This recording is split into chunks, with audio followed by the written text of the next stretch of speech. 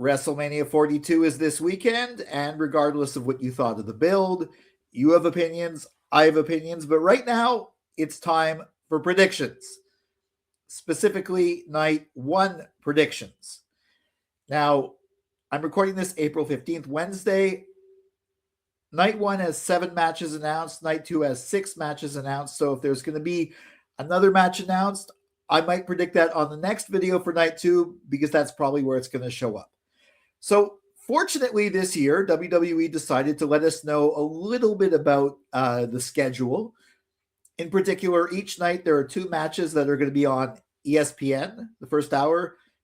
Actually, ESPN2 for Saturday and ESPN itself proper for Sunday.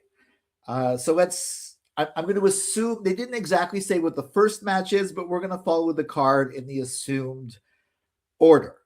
Starting off with the 6-man tag, the Usos, Jay and Jimmy, and LA Knight, versus The Vision, represented by Logan Paul and Austin Theory, with I Show Speed.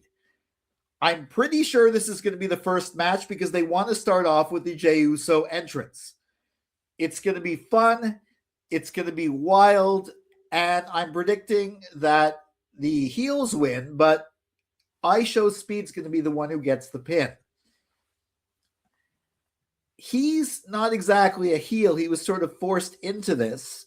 And he's like the likable guy, or the nice guy who hangs around with total a-holes. So there's going to be some wild flying. He's going to probably jump over some people. And I predict that ultimately, regardless of what this means for LA Knight and the Usos going forward, or the Vision going forward, I predict that I Show Speed is going to get the victory and the Vision team is going to win. Also, there's going to be a whole bunch of people yeeting at the start of the show.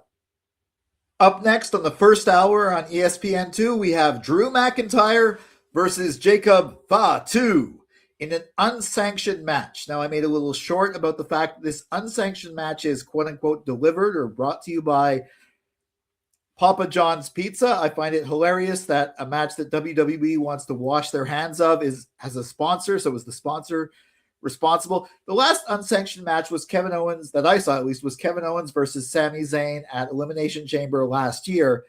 And the aesthetic of that, it was all dark. It was all, now this is going to be in the daytime, a daylight. So I don't think they can do the dark thing.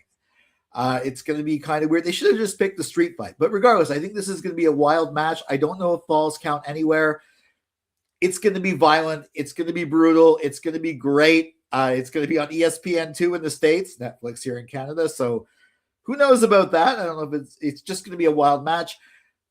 Knowing that Drew McIntyre is going off to film Highlander, and knowing that I think Jacob Fatu needs a good victory, I'm predicting ultimately Jacob Fatu is going to win, put an end to this feud, which should have happened a few months ago before Jacob's injury. Maybe they're going to bring in the whole reveal at the end that it was Drew who put Jacob out, or maybe it's someone else who he'll go after.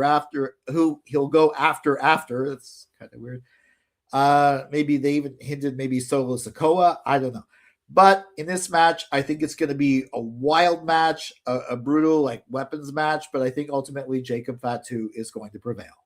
Then for the WWE Women's Tag Team Championships, we have the champions, the Irresistible Forces of Nia Jax and Lash Legend, defending against the Allies of Convenience, Charlotte Flair and Alexa Bliss, the Bella Twins, and Bayley and Lyra Valkyria. Now, the women's tag team scene was really hot this year, and I was really hoping that they were going to actually have like a ladder match or maybe a TLC match, but that kind of required Rhea Ripley and Io Sky to still be the champions, to still be in the match.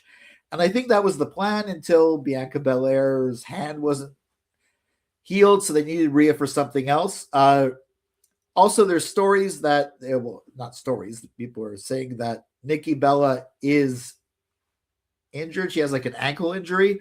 She may or may not be ready for WrestleMania, and if she's not ready, they might put the Kabuki Warriors in.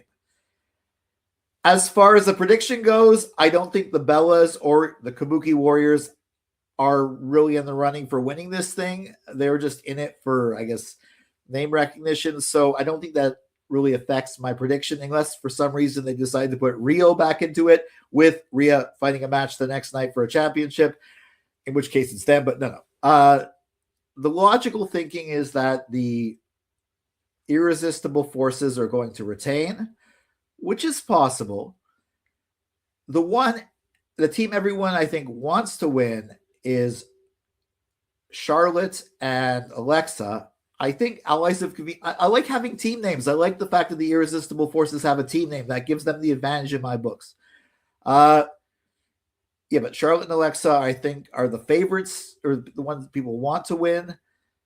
They've really been hinting that Bayley and Lyra might take it, and I could see that happening, especially with some cheating, and then a feud with Charlotte and Alexa. But I think they're going to give us the babyface pop. I predict Charlotte and Alexa are going to win and become the new women's tag team champions, and possibly feuding with the with the irresistible forces, and maybe with Bayley and Lyra. Yeah, lock it in. That's my prediction. For the Women's Intercontinental Championship, the champion AJ Lee defends against challenger and former champion Becky Lynch.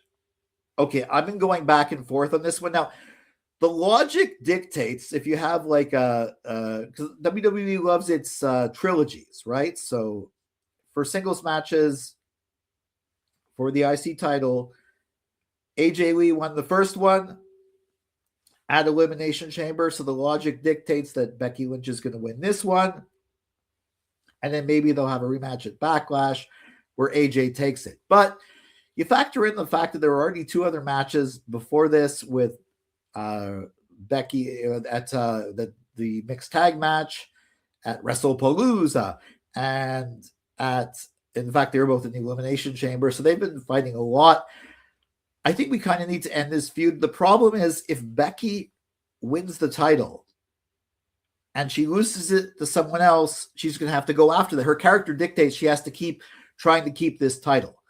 I think it's actually time to take Becky. Becky's done a great thing for the Women's Intercontinental Championship, but I think it's time to take her out of this picture, have AJ Lee retain, and then maybe at Backlash. I know AJ Lee's not going to maybe stick around that while. She's going to be in and out.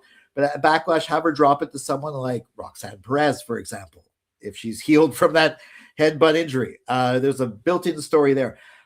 I think it was necessary for Becky to hold this title and then AJ Lee, but to bring it to that level. But ultimately, it is a mid-card title, so it has to go back to developing talent. And I don't think that's going to happen with Becky Lynch, because it went to Maxine Dupree. Becky just took it back. Her character will not allow her to not have to lose the title and not get it back. I think Becky's going to go on to other things. I think AJ's going to have a mini reign and eventually drop it, maybe a Backlash, maybe a little later, to someone like Roxanne Perez. So in this match, even though it means that Becky has never got the best of AJ, I predict AJ Lee is going to win. Also, in this match, if I see that the referee is not Jessica Carr, I'm predicting a ref bump, and Jessica Carr is going to come in as the second referee to, I guess, AJ Lee likes to do submission holds to count the victory that way. But my prediction is AJ Lee retains. The out of nowhere match, Seth freaking Rollins against Gunther. Now, I don't think anyone really had this match on their bingo card. I didn't until it became apparent. It seemed like the whole thing was that Gunther was supposed to face Rey Mysterio. Rey Mysterio was injured. Rollins was supposed to face Braun Breaker. Braun Breaker was injured. So this seemed like the, making the best of two bad situations. Also, there's the whole angle with Paul Heyman. Gunther potentially getting, a match with Brock Lesnar as a favor to Paul Heyman. But then Rey Mysterio showed up, and he's in the IC ladder match on night 2. And apparently Braun Breaker might be right now. Breaker might interfere. I don't know. I really liked on Raw the fact that they gave this a meaning. Gunther's like, Seth Rollins, you claim to be all this, but when I was the champion, instead of going after me, you did this whole thing with Paul Heyman. You faked an injury, this and that. You cashed it. So in that one segment on Raw, they actually gave this match a lot of passion, but still, I think it's going to be a really good match. It's the match I didn't know I wanted to see, but I do want to see it. But I'm pretty sure Gunther is going to win and go on to maybe retire Brock Lesnar at SummerSlam. Regardless, Gunther's on a huge win streak. I think Seth Rollins could take the loss in his first match back. I think Gunther really needs to win. I predict Gunther is possibly with interference, maybe not, but Gunther is going to win. In what I could see as the actual main event of night one, even though it's not going to be, for the Women's World Championship, the champion Stephanie Vaquer defends against challenger Liv Morgan. Now, first of all, this build has actually been very solid. It's hard to do a good build when it's the Royal Rumble winner challenging someone. And she waited till Elimination Chamber, so she sort of teased that one a bit, Liv did. But since then, the build's been really solid. I've liked the whole Duolingo Dom thing where he's translating for her, and it's gotten really rough in the last few weeks. But throughout this build, it's almost felt like they, even though Stephanie's the champion, it's almost, they've been positioning it almost like she's the one chasing Liv, even though Liv is actually chasing her. It's circumstance. Naomi got pregnant. Liv was injured. So I don't think this is what they had planned several months ago, but this is what they have. And I got to say, I really loved Liv's energy at the last encounter with the pull apart, just the look on her face, one of the best performers in the ring. I really think this is her year. She has a music video. She has the whole deal.